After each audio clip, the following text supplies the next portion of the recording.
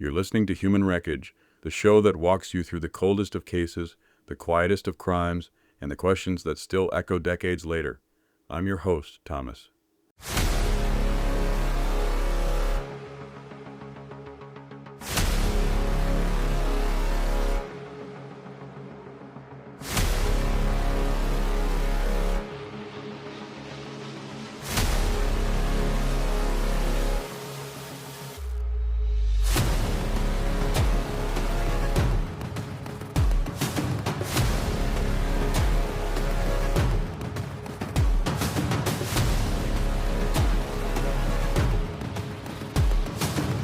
January 19th, 1983. A small town in Michigan is wrapped in a bitter winter. The kind of day where the snow feels heavier, the streets quieter, and time seems to move a little slower. In Reed City, population just over 2,000, the world was going about its usual business: kids at school, neighbors chatting over fences, and at the local department store on Upton Avenue, a young mother named Jeanette Roberson had just returned from her lunch break. What happened in the basement of that store in the early afternoon hours would go on to haunt the town, her family, and investigators for decades.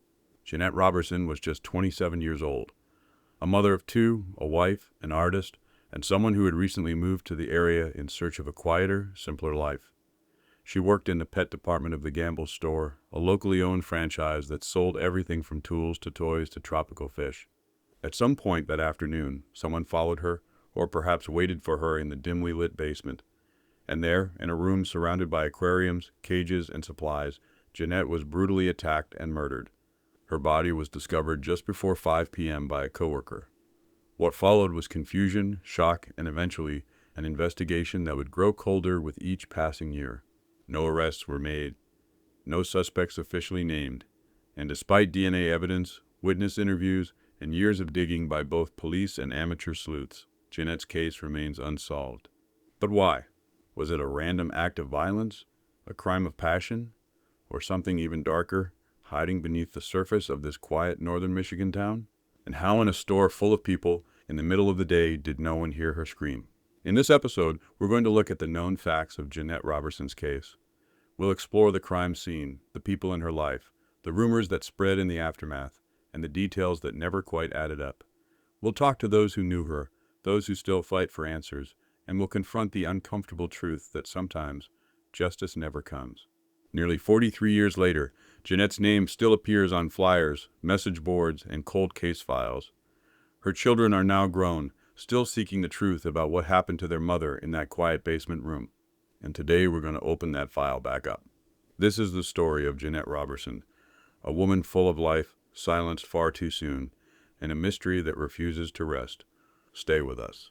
The brutal unsolved murder of 27-year-old Jeanette Roberson still haunts the city town of Reed City, Michigan to this very day.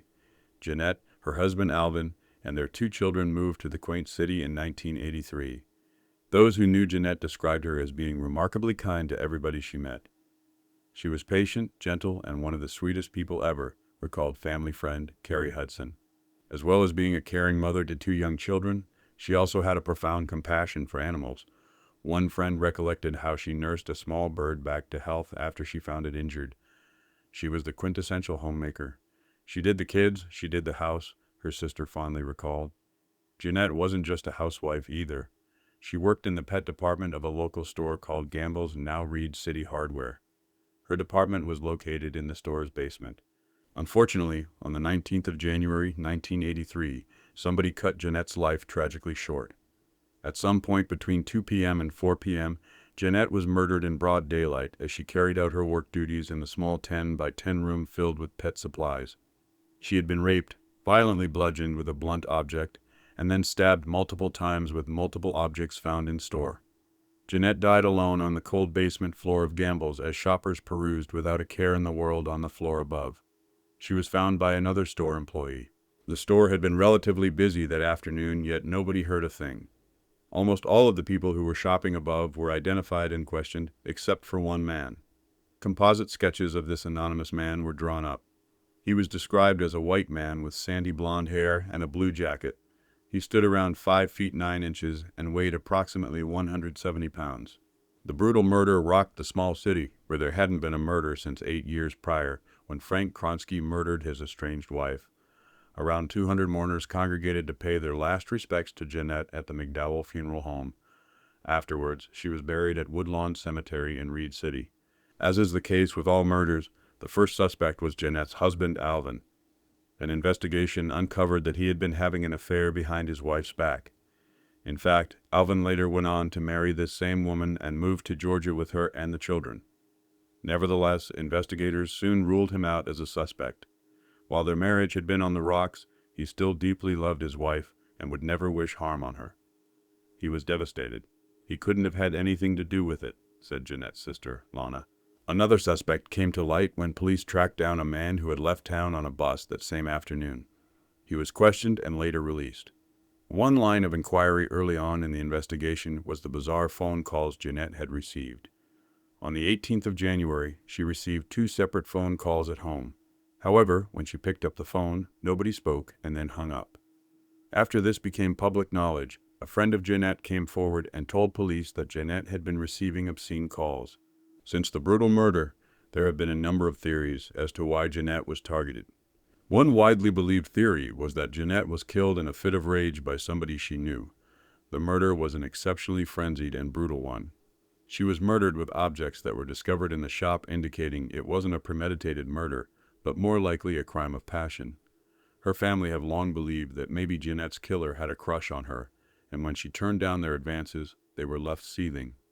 Investigators also looked into the theory that Jeanette's killer had potentially been hiding in the basement and waited for the perfect moment to ambush her. Eventually, the tips dwindled to a halt. No other suspects were ever publicly named, and the case was put back on the shelf. In 2014, Michigan State Police Det. Sergeant Mike Stevens took over the Roberson murder case from Det. George Pratt, who had retired after serving the department for longer than Stevens had even been alive. The two have continued to communicate when any tips or leads surface. When the investigation began in 1983, DNA collection and analysis wasn't standard procedure. However, DNA from the crime scene was retrieved, but hasn't yet been matched to anybody. This indicates that the perpetrator has avoided being charged with any other crimes.